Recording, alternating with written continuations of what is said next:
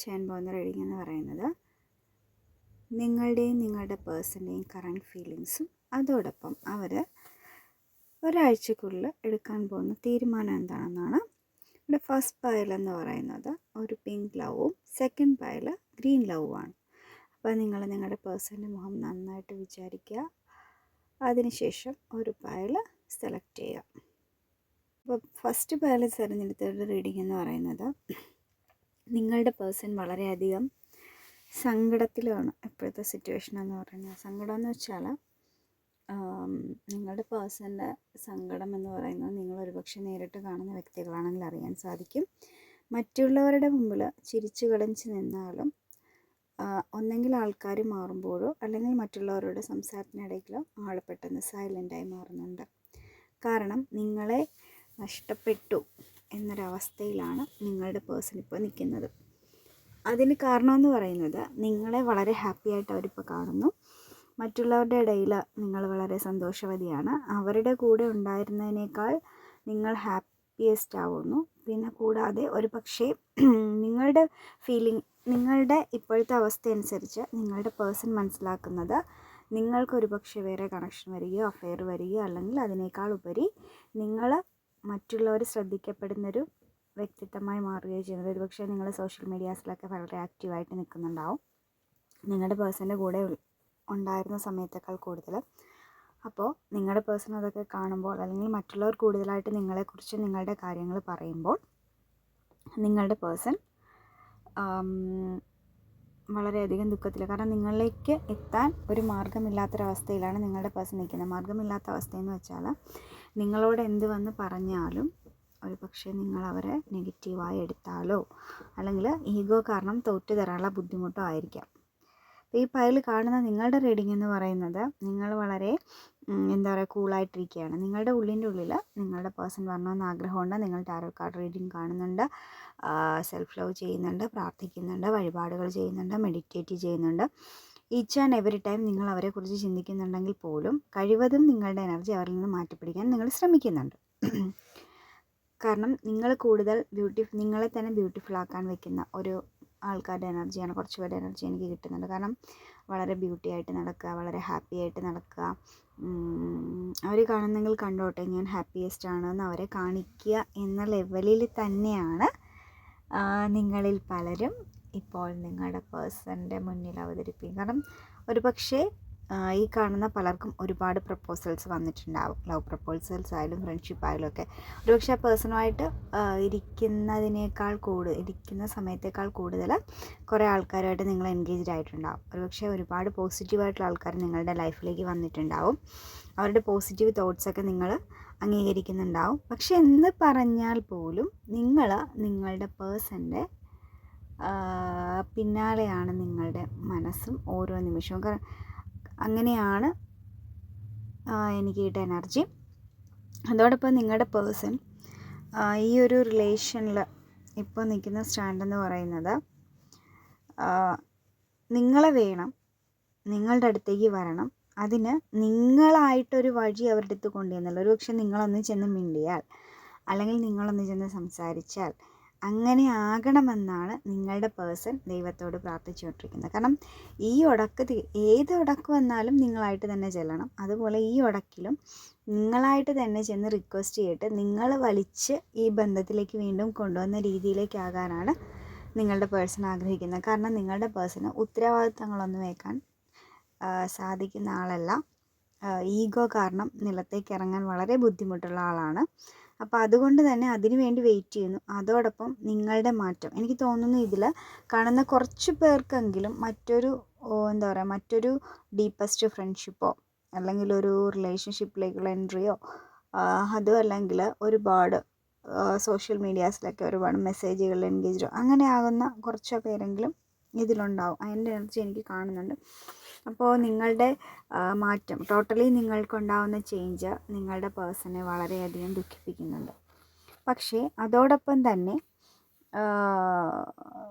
നിങ്ങളിലേക്ക് കടന്നു വരാനുള്ള ആഗ്രഹങ്ങളും അതിയായി ഇങ്ങനെ വന്നിരുന്നാൽ പോലും പക്ഷേ നിങ്ങളിലേക്ക് വരാൻ ഈഗോ സമ്മതിക്കുന്നില്ല. കാരണം തോറ്റു തരിക തോൽവിയാണ് എന്നൊക്കെയുള്ളൊരു തെറ്റായ ചിന്ത നിങ്ങളുടെ, കാരണം നിങ്ങളുടെ പേഴ്സൺ ഒരു അവൈക്കൻഡ് ആയ ഒരു വ്യക്തിയല്ല. ഇതിൽ കൂടുതൽ പേരും ട്വിൻ ഫ്ലെയിം എനർജി ആയിരിക്കും. നിങ്ങളുടെ പേഴ്സൺ മസ്കുലിൻ എനർജിയിൽ ഹയർ പൊസിഷനിൽ ഇരിക്കുന്നതുകൊണ്ടായിരിക്കും തോറ്റു തരിക അവർക്ക് സംബന്ധിച്ച് അവർക്ക് പ്രയാസമാണ്. നിങ്ങളോട് എനിക്ക് പറയാനുള്ളത്, ദൈവത്തെ ഓർത്ത് നിങ്ങൾ ചേസ് ചെയ്യരുത്. നിങ്ങൾ ചേസ് ചെയ്ത് അവരുടെ പിന്നാലെ പോകുന്നതനുസരിച്ച് നിങ്ങളുടെ പേഴ്സൺ നിങ്ങളിൽ നിന്ന് അകന്നുകൊണ്ടിരിക്കും. കാരണം എനർജീസ് ചേഞ്ച് ആവും. നിങ്ങൾ മസ്കുലൈനിലേക്കും അവർ ഫെമിലൈനിലേക്ക് പോകുമ്പോൾ അവരുടെ എനർജി ലെവൽ അനുസരിച്ച് അവർ സൈലൻ്റ് ആവുകയും ചെയ്യുന്നത്. പക്ഷേ തിരിച്ചാണ് സംഭവിക്കുന്നതെങ്കിൽ അവർ ആക്റ്റീവ് ആവുകയും നിങ്ങൾ എങ്ങനെയാണോ അവരെ തേടിപ്പോയത് അതേപോലത്തെ സ്പീഡിൽ അവരുടെ കർമാസൊക്കെ കഴിഞ്ഞ് അവർ തിരിച്ചു വരികയും ചെയ്യും. അപ്പോൾ ഈ പേരിൽ കാണുന്നവരുടെ പേഴ്സൺ എടുത്തിരിക്കുന്ന തീരുമാനം അവർ 2-3 ദിവസം കൂടി ക്ഷമിക്കാനുള്ള സാധ്യത വളരെ കൂടുതലാണ്. അതിനുശേഷം സഡൻ ആയിട്ടുള്ളൊരു ചേഞ്ച്, എന്താ പറയുക, ആഫ്റ്റർ ഒരു 20 ഡേയ്സിനുള്ളിൽ ഒരു സഡൻ ചേഞ്ച് എപ്പോൾ വേണേലും പൊട്ടിത്തെറിക്കാവുന്നൊരു കണ്ടീഷൻ നിങ്ങളുടെ മുൻപിൽ വരുന്നതാണ്. കാരണം അവരുടെ ക്ഷമ നിങ്ങളെക്കുറിച്ച് മറ്റുള്ളവർ പറയുന്നു, മറ്റുള്ളവർ നിങ്ങളുടെ നല്ല കാര്യങ്ങൾ പറയുന്നു, നിങ്ങളുടെ പേര് എല്ലാ ദിക്കിൽ നിന്നും കേൾക്കുന്നു. അതൊക്കെ അവർക്ക് അവരുടെ എത്ര തേർഡ് പാർട്ടീസ് ഉണ്ടെങ്കിലും എന്തൊക്കെ ഉണ്ടെങ്കിൽ പോലും അവരിങ്ങനെ എന്താ പറയുക, മാനസികമായിട്ട് സമ്മർദ്ദത്തിലാണ് ഓരോ സെക്കൻഡ് ബൈ സെക്കൻഡ്സ് ആയിട്ട്. അപ്പോൾ അതവർ പുറത്ത് കാണിക്കുന്നില്ല എന്നേ ഉള്ളൂ, പക്ഷെ അവർ സമ്മർദ്ദത്തിലാണ്. അപ്പോൾ എന്തായാലും ഉറപ്പായിട്ടും ഒരു തീരുമാനം ഉടൻ തന്നെ ഉണ്ടാവും. അവർ തീരുമാനം എടുക്കുന്നവരെ നിങ്ങൾ വെയിറ്റ് ചെയ്യുക. നിങ്ങളായിട്ട് ചെന്ന് മിണ്ടിയാൽ അവർ മിണ്ടും, മിണ്ടില്ല എന്നല്ല, നിങ്ങളിപ്പോൾ ചെന്ന് മിണ്ടിയാൽ സംസാരിച്ചാൽ അവർ മിണ്ടും. കുറച്ച് നാളത്തേക്ക് പഴയ പോലെ ആകുകയും ചെയ്യും. പക്ഷേ എന്നിരുന്നാൽ പോലും ഒരു ശാശ്വതമായ ഒരു പരിഹാരമില്ല. കുറച്ച് നാൾ കഴിയുമ്പോൾ വീണ്ടും ഉടക്കാനുള്ള സാധ്യത. കാരണം അവർ ഓരോ ടൈമിലും നിങ്ങളെ പരീക്ഷിക്കുകയാണ്, നിങ്ങൾ അവരിൽ അഡിക്റ്റാണ്. അപ്പോൾ അതുകൊണ്ട് അവരെന്ത് കാണിച്ചാലും നിങ്ങളത് സഹിക്കുമെന്നുള്ളൊരു ധാരണയാണ് അവരുടെ ഉള്ളിലുള്ളത്.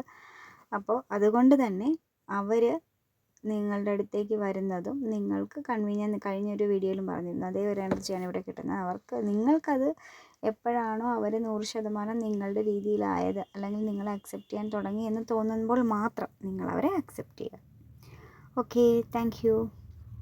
ഇനി സെക്കൻഡ് പൈൽ സെലക്ട് ചെയ്തവരുടെ റീഡിംഗ് എന്ന് പറയുന്നത്, നിങ്ങളുടെ പേഴ്സണ് നിങ്ങളെക്കുറിച്ച് ചിന്തയുണ്ടോ എന്ന് ചോദിച്ചാൽ അവർക്ക് വലിയ ചിന്തയൊന്നും നിങ്ങളെക്കുറിച്ച് കാണുന്നില്ല. അവർ നിങ്ങളില്ലാത്തത് കൊണ്ട് അവർക്കൊരു പക്ഷേ വാട്സപ്പ് ഫ്രീ ആയിട്ടോ ഫേസ്ബുക്ക് ഫ്രീ ആയിട്ടോ അല്ലെങ്കിൽ ഞാൻ പറഞ്ഞില്ല ഒരുപാട് ഫ്ലേർട്ടിങ് എനർജിയുള്ള ആൾക്കാർ, അവർക്ക് ഒരുപാട് കണക്ഷൻസ് ഉണ്ട്. അപ്പോൾ നിങ്ങൾ ആയിട്ടുള്ള സമയത്ത് നിങ്ങളെല്ലാ കണക്ഷൻസിനെയും ബ്ലോക്ക് ചെയ്ത് വെച്ചിട്ടുണ്ടാവും. അപ്പം നിങ്ങളില്ലാത്ത സമയത്ത് നിങ്ങൾ എന്തായാലും അവരുടേതാണെന്ന് അവർക്ക് ഉറപ്പാണ്. എന്തെങ്കിലും ഒരു കാലത്ത് നിങ്ങൾ തിരിച്ചു ചെല്ലുമെന്നുള്ളൊരു 100% മതിയായ വിശ്വാസത്തോടു കൂടി ഫ്ലേർട്ടിങ് എനർജിയുള്ള ആൾക്കാരെയും വിളിച്ച് അവരവരുടെ ലൈഫ് ഇപ്പോൾ ആസ്വദിച്ചുകൊണ്ടിരിക്കുകയാണ്. പക്ഷേ ആസ്വാദനത്തിൻ്റെ ഇടയിൽ ഫസ്റ്റ് കാർഡിൽ തന്നെ സെയിം ചില കാര്യങ്ങൾ ഇവിടെ ആവർത്തിച്ച് വരുന്നുണ്ട്. ആസ്വാദനത്തിൻ്റെ ഇടയിലാണ് നിങ്ങൾക്ക് സംഭവിച്ചിട്ടുള്ളൊരു മാറ്റം നിങ്ങളുടെ പേഴ്സൺ ശ്രദ്ധിക്കുന്നത്. ഒരു പക്ഷേ നിങ്ങൾ സെൽഫ് ലവ് ചെയ്തിട്ടുണ്ടാവാം. അതല്ലെങ്കിൽ നിങ്ങൾ ചിലപ്പോൾ ഒരു ദിവസം മിണ്ടി പിണങ്ങിയൊക്കെ ഇരിക്കുന്ന ആൾക്കാർ രണ്ടാമത്തെ ദിവസം ഓടിച്ചെന്ന് മിണ്ടുന്ന ആൾക്കാരൊക്കെ ഉണ്ടാവും. പക്ഷേ നിങ്ങൾ ഇപ്പം സംസാരിക്കാതെ ആവുന്നു. അതുപോലെ പണ്ട് നിങ്ങൾ അവരുമായിട്ടുള്ള റിലേഷൻഷിപ്പിൽ ഇരുന്നിട്ട് ബെൻഡാവുന്ന സമയത്ത് നിങ്ങൾക്ക് ചിലപ്പം എന്തെങ്കിലും പ്രശ്നങ്ങളുണ്ടാകും, ഹെൽത്ത് ഇഷ്യൂസ് ഉണ്ടാകും, ഫിനാൻഷ്യലി നിങ്ങൾ ഡയണായിപ്പോൾ അവരുമായിട്ട് ഇടക്കി കഴിയുമ്പോൾ, അല്ലെങ്കിൽ നിങ്ങളുടെ വീട്ടിൽ കുറേ പ്രോബ്ലംസ് ഉണ്ടാകാം. ഇതൊക്കെ നിങ്ങൾ അവരോട് ജോയിൻ്റ് ആകുന്ന സമയത്ത് പറയുന്നുണ്ടാവും, നമ്മൾ തമ്മിൽ ഉടക്കുമ്പോൾ എനിക്ക് ഇന്ന പ്രശ്നങ്ങളുണ്ടാകുന്നെന്ന്. അപ്പോൾ ഇത്തവണത്തെ ഉടക്കിലും നിങ്ങൾക്ക് അങ്ങനെ ഒരു പ്രശ്നമുണ്ടായി അവരിലേക്ക് തന്നെ നിങ്ങൾ ചെല്ലുമെന്നുള്ളൊരു വിശ്വാസത്തിലാണ് അവർ. പക്ഷേ എന്തുകൊണ്ടോ നിങ്ങൾക്ക് പ്രോബ്ലംസ് ഉണ്ടായിട്ട് നിങ്ങൾ അവരെ വിളിക്കുന്നില്ല, നിങ്ങൾ പകരം സംവിധാനങ്ങൾ ചെയ്യുന്നു. അതോടൊപ്പം നിങ്ങൾ വളരെ ഹാപ്പി ആയിട്ടിരിക്കുന്നു. ഇതൊക്കെ കണ്ടപ്പോൾ നിങ്ങളുടെ പേഴ്സണ് വളരെയധികം ടെൻഷൻ ഉണ്ടെങ്കിൽ പോലും അവരത് പുറത്ത് കാണിക്കുന്നില്ല. കാരണം ഒരു സൈഡിൽ ആസ്വാദനം നടന്നുകൊണ്ടിരിക്കുന്നു, അവരവരുടെ ലൈഫ് എൻജോയ് ചെയ്യുന്നു, അവരുടെ ഫാമിലിയായിട്ട് കൂടുതൽ സമയം സ്പെൻഡ് ചെയ്യുന്നു, ഫാമിലിയോടൊപ്പം പുറത്ത് പോകുന്നു. അതൊക്കെയാണ് ഇപ്പോൾ നിങ്ങളുടെ പേഴ്സൺ ചെയ്യുന്നത്. കാരണം ഒരു പക്ഷേ നിങ്ങൾ ഇതിനൊക്കെ തടസ്സമായിരുന്നായിരിക്കാം, അല്ലെങ്കിൽ നിങ്ങൾക്കിടയിലുള്ള വാക്കുകളോ എന്തെങ്കിലും ഇതിൻ്റെ അകത്ത് ഒരു തടസ്സം വന്നിട്ടുണ്ടാവും. അപ്പോൾ നിങ്ങളുടെ പേഴ്സൺ എൻ്റെ സ്ഥിരം ഒരു നമ്പറാണ് ഉടക്കിയിരുന്ന് കഴിഞ്ഞിട്ട് കുറച്ച് ദിവസം കഴിയുമ്പോൾ അവരുടെ അത്യാവശ്യ കാര്യങ്ങളെല്ലാം ആവശ്യമായ യൂസേജ് വരുമ്പോൾ നിങ്ങളുടെ പിന്നാലെ വരിക എന്നുള്ളത് നിങ്ങളുടെ പേഴ്സൻ്റെ സ്ഥിരം നമ്പറായിരിക്കാം. അപ്പം അതേ നമ്പർ തന്നെയാണ് അവരിവിടെയും പ്രയോഗിച്ചുകൊണ്ടിരിക്കുന്നത്. എനിക്കും നിങ്ങളോടും പറയാനുള്ളത്, നിങ്ങളുടെ പേഴ്സൺ ട്രൂ ലവ് ആണോ എന്ന് തിരിച്ചറിഞ്ഞതിന് ശേഷം മാത്രം നിങ്ങൾ ഇനി അവരുമായിട്ടൊരു റീയൂണിയന് ശ്രമിച്ചാൽ മതി. റീജോയിൻ ആയാൽ മതി. കാരണം ട്രൂ ലവ് അല്ലാത്തിടത്തോളം കാലം നിങ്ങൾ അവരുമായിട്ട് റീയൂണിയൻ ആവരുത്. കാരണം നിങ്ങളുടെ പേഴ്സൺ ഒരു സൈക്കിൾ തന്നെയാണ് ആവർത്തിച്ചുകൊണ്ടിരിക്കുന്നത്. കാരണം അവർക്ക് അവരുടെ മറ്റ് റിലേഷൻഷിപ്സിന് പ്രാധാന്യം കൊടുത്തുകൊണ്ട് നിങ്ങളുടെ റിലേഷൻഷിപ്പിനെ മുക്കിക്കളയുകയാണ് അവർ ചെയ്യുന്നത്. കാരണം ആരുമില്ലാത്തപ്പോൾ ആരെങ്കിലും വരുമ്പോൾ നിങ്ങളോടുള്ള എന്താ പറയുക, അല്ല പുതിയൊരു പ്രണയം വരികയോ അങ്ങനെ എന്താണ് പുതിയ പുതിയ ആൾക്കാർ അവരുടെ ജീവിതത്തിലേക്ക് വരുമ്പോൾ അവർക്ക് മാറ്റി നിർത്താൻ വേണ്ടിയുള്ള ഒരു ഉപകരണം മാത്രമായിട്ടാണ് അവർ നിങ്ങളെ കാണുന്നത്. നിങ്ങളെ സംബന്ധിച്ച് ഞാൻ പറയുകയാണെങ്കിൽ നിങ്ങൾക്ക് പലർക്കും ഈ പറയുന്ന പോലെ നിങ്ങളും ബോൾഡായിട്ടൊക്കെ ആക്ട് ചെയ്ത് അങ്ങനെ നിൽക്കുകയാണെങ്കിൽ നിങ്ങൾക്ക് പല പ്രപ്പോസൽസും പ്രണയങ്ങൾ വന്നിട്ടുള്ള ആൾക്കാരുണ്ടാവും. ഒരുപക്ഷെ ചിലപ്പോൾ ഇത് കൂടുതൽ പേർക്ക് എനിക്ക് തോന്നുന്ന ഒരു കാർമിക് റിലേഷൻഷിപ്പിൽ നിന്നുള്ളൊരു മോചനമായിരിക്കാം. അപ്പോൾ നിങ്ങളുടെ ഇപ്പോൾ വന്നിരിക്കുന്ന പ്രണയം ഏതാണോ അത് ട്രൂ ആണ്. നിങ്ങളുടെ എക്സ് പാർട്ട്ണറുടെയും പ്രണയങ്ങൾ തമ്മിലുള്ള ബ്രേക്കപ്പ് സിറ്റുവേഷനുകളും തമ്മിൽ വ്യത്യാസങ്ങളുണ്ട്. നിങ്ങൾക്ക് നിങ്ങളുടെ ഒരു ഡെസ്റ്റിനി എന്ന രീതിയിലൊക്കെ തോന്നിയിട്ടുണ്ടെങ്കിൽ നിങ്ങൾ അതുമായിട്ട് മുന്നോട്ട് പോകുക, മറ്റുള്ളതിനെ വിട്ടുകളയുക. കാരണം നമ്മളെപ്പോഴും നമ്മുടെ ലൈഫിൽ നമ്മൾക്ക് പ്രയോറിറ്റി തരുന്നവരെ മാത്രമാണ് നമ്മൾ നോക്കേണ്ടത്. അതല്ലാതെ മറ്റുള്ളവർക്ക് പ്രയോറിറ്റി തരുന്നവരെ കുറിച്ച് നമ്മൾ നോക്കേണ്ട കാര്യമില്ല. കാരണം നമ്മുടെ നമുക്ക് ലൈഫ് ഒന്നേ ഉള്ളൂ. അപ്പോൾ ചിലരുടെ 1000 പ്രയോറിറ്റികളിൽ ഒന്നായിട്ട് മാത്രം നിന്ന് കഴിഞ്ഞാൽ നമ്മുടെ ലൈഫ് സ്പോയിലാവും. അപ്പം നിങ്ങൾ കൂടുതലായിട്ട് ചിന്തിക്കുക, നിങ്ങൾക്ക് എന്താണ് ചെയ്യേണ്ടത്. നമ്മുടെ വീട്ടിൽ നമ്മുടെ അമ്മമാർ മക്കൾക്ക് തരുന്ന പ്രയോറിറ്റിയോളം വലുതായിട്ട്, അല്ല അച്ഛന്മാർ അല്ല സഹോദരങ്ങൾ തരുന്ന പ്രയോറിറ്റിക്കപ്പുറം നമുക്ക് മറ്റൊരു വ്യക്തിയും പ്രയോറിറ്റി തരാൻ തയ്യാറില്ല. അങ്ങനെ ഒരാൾ തരുന്നുണ്ടെങ്കിൽ അത് ലക്കിയാണ്. പക്ഷേ അത് ആക്ട് ചെയ്യുകയും നമ്മൾ അവർക്ക് വേണ്ടി ഡെഡിക്കേറ്റഡ് ആയിട്ട് 100% ഡെഡിക്കേറ്റഡ് ആയിട്ട് നിന്നിട്ട് അവർ ആ പ്രയോറിറ്റി മറ്റൊരാൾക്ക് കൊടുക്കുന്നത് നമ്മൾ കണ്ടു കഴിയുക, അത് ചോദ്യം ചെയ്യപ്പെടുക, അങ്ങനെയുള്ള കുറേ ഇഷ്യൂസൊക്കെയുള്ള ഒരു ലെവലുള്ളൊരു എന്താ പറയുക, ഒരു ക്രൂഷ്യലായിട്ടുള്ള ഒരു ആൾക്കാർ, അങ്ങനെയുള്ളൊരു മാനസികാവസ്ഥയിൽ. കാരണം ഒരുപാട് നിങ്ങളെ ഒരുപാട് അവോയ്ഡ് ചെയ്തിട്ട്, അല്ലെങ്കിൽ ചിലപ്പോൾ ഉപദ്രവിച്ചിട്ടുണ്ടാവാം. എനിക്ക് ഹസ്ബൻഡ് വൈഫ്സിലൊക്കെ ഉപദ്രവങ്ങൾ ധാരാളമായിട്ടാണ് ഇത് കാണുന്നവരുടെ.